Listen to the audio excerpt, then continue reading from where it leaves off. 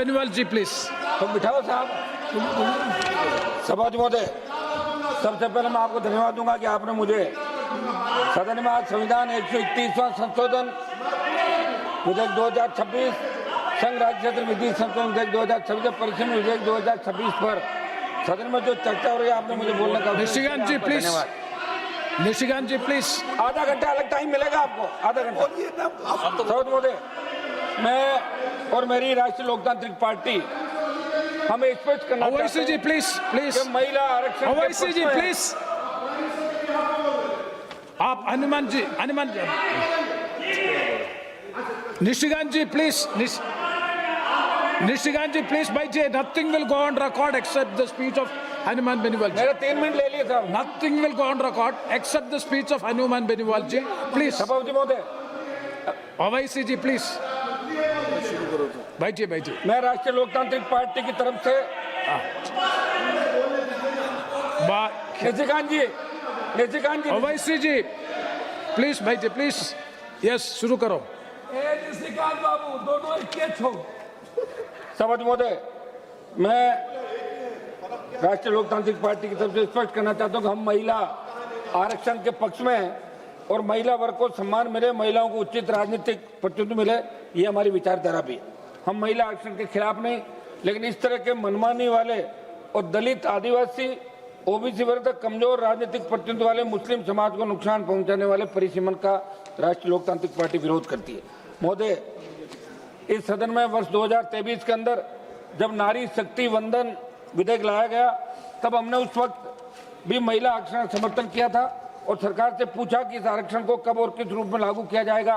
तब सरकार ने जवाब दिया कि जनगणना के बाद इसे लागू करेंगे और हम सभी विपक्षी साथियों ने जातिगत जनगणना की मांग उठाई। इस पर भी सरकार को सहमत होना पड़ा, लेकिन अब जातिगत जनगणना से पहले आप ये परिसीमन विधेयक लाकर दलित, ओबीसी और मुस्लिम वर्ग के हक और अधिकारों पर प्रश्न खड़ा कर रहे हैं। सभापति महोदय, मैं आपके माध्यम से सरकार से पूछना चाहता हूँ कि आने वाले दिनों में पश्चिम बंगाल और तमिलनाडु के चुनाव है, वहाँ आचार संहिता लगी हुई है। ऐसे में ऐसी क्या नौबत आ गई जो चुनाव के मध्य बिल लाएगा और देश की जनता में जो चर्चा है उससे स्पष्ट हो गया कि महिला आरक्षण के नाम पर सत्ता पक्ष केवल दिखावा करने में भरोसा रखती है। सभापति महोदय, परिसीमन के प्रस्तावों को लेकर देश भर से कई गंभीर चिंताएं सामने आई। असम और जम्मू कश्मीर में जिस तरह से परिसीमन किया गया, वे दिखता कि इन विधेयकों का असली उद्देश्य विषय वस्तु छल कपट से भरी है और इनका प्रभाव बेहद व्यापक और नुकसानदेह। इन्हें उनके वर्तमान स्वरूप में पूरी तरह खारिज किया जाना चाहिए। सभापति महोदय, मैं आज इस सदन में गहरी चिंता और जनता की आवाज लेकर खड़ा हुआ हूँ, क्योंकि ये विषय केवल तकनीकी या प्रशासनिक नहीं बल्कि देश के लोकतांत्रिक ढांचे, संघीय संतुलन, सामाजिक न्याय की आत्मा जुड़ा प्रश्न है। महोदय, संविधान संशोधन कोई साधारण विधायी प्रक्रिया नहीं होती। ये देश की मूल भावना, संविधान निर्माताओं के विजन और जनता के विश्वास को प्रभावित करती है। लेकिन आज जो 131वां संशोधन विधेयक लाया गया, उसमें कई ऐसे प्रावधान हैं जिनसे आशंका पैदा हो रही है कि सामाजिक न्याय की नींव, विशेषकर ओबीसी, एससी और एसटी वर्गों के अधिकार कमजोर किए जा सकते हैं। इसलिए मैं मंत्री जी को ये भी कहना चाहता हूँ कि आप ये नहीं भूलें कि हमारा संविधान बाबा साहब डॉक्टर भीमराव अंबेडकर जी और हमारे संविधान निर्माताओं की मेहनत, संघर्ष और दूरदृष्टि का परिणाम है। सभापति महोदय, आपके माध्यम से सरकार को कहना चाहता हूं कि लोकतंत्र केवल बहुमत का नाम नहीं, ये सहमति, संवेदनशीलता और संतुलन का नाम है।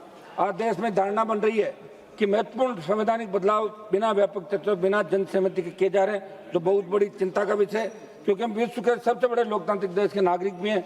मैं स्पष्ट कहना चाहता हूं, लोकतंत्र नंबर गेम नहीं। सभापति महोदय, लोकतंत्र विश्वास का नाम और एनडीए की सरकार के पिछले कुछ वर्षों के कार्यकाल के अंदर देखें तो सरकार उसी विश्वास को तोड़ने का काम करी जिस विश्वास से देश की जनता ने उन्हें बहुमत। भारत में बड़ा हिस्सा ओबीसी वर्ग का। सभापति महोदय, ओबीसी का आरक्षण भी है। अगर जातिगत जनगणना के बाद सरकार कुछ करती तो सरकार का संदेश सकारात्मक जाता। आप देखो, सरकार कह रही 2011 की जनगणना के आंकड़ों के हिसाब से हम करेंगे। 5 वर्ष से अधिक का समय हो गया, अब तक नई जनगणना नहीं हुई।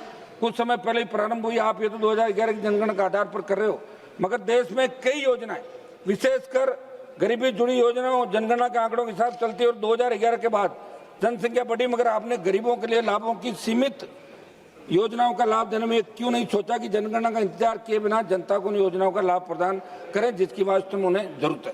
सभापति महोदय, जातिगत जनगणना के बाद सरकार एक कदम उठाती और ओबीसी वर्ग के लिए भी विधानसभा और लोकसभा में आरक्षित प्रावधान रखती तो, और जनगणना के बाद एससी एसटी की सीटों को बढ़ाने का प्रावधान रखती तो शायद देश की जनता कहती कि सरकार बाबा साहब के आदर्श और विचार को मानती है।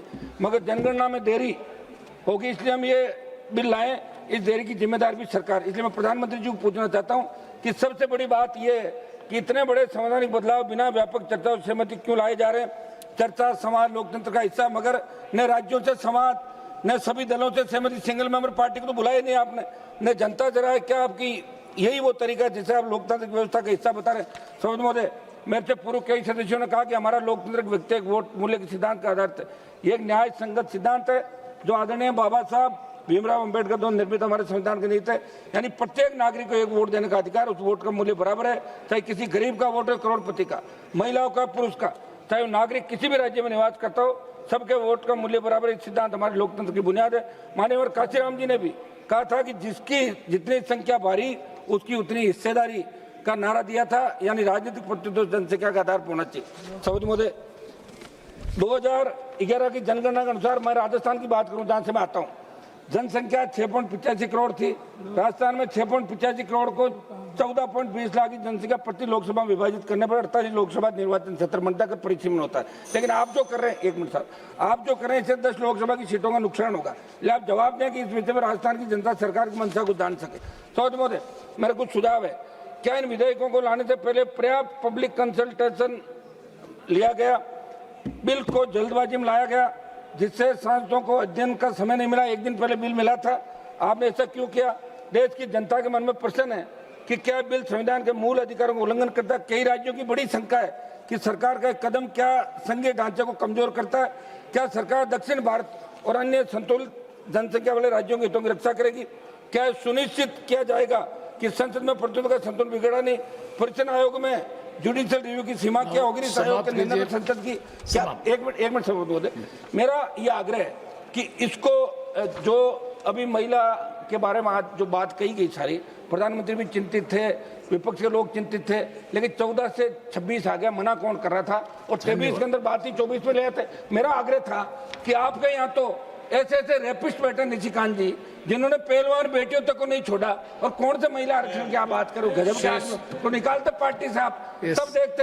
आज एक मिनट लास्ट सभापति जी, एपस्टीन का जो मामला था उसमें तो आपके एक मंत्री का नाम आ गया था।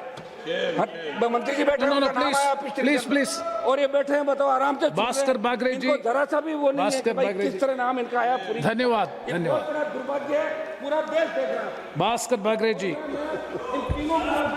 नो